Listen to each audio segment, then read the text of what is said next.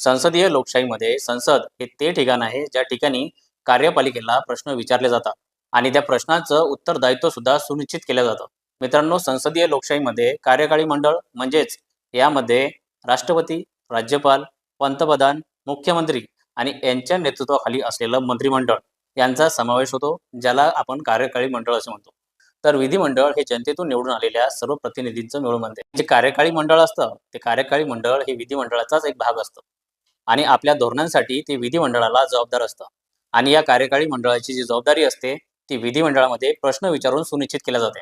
त्यामुळं PM care fund सध्या चर्चेत आहे आणि या संदर्भामध्ये पुढील प्रश्न उभे राहत आहेत. जर का तुम्ही संसदेमध्ये हे विचारू शकत नाही की किती पैसा आला, कोणत्या आधारावर हा पैसा खर्च केला गेला, कोणाच्या आदेशाने हा पैसा खर्च झाला, आणि तर मग या देशातल्या पार्लमेंटरी ओव्हरसाईटचं म्हणजेच संसदीय निगराणीचं काय झालं?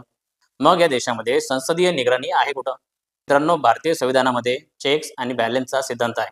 संविधानानुसार कोणतीही व्यक्ती किंवा शक्ती विना प्रश्नांचे चालू शकत नाही संसदीय लोकशाही असलेल्या देशामध्ये.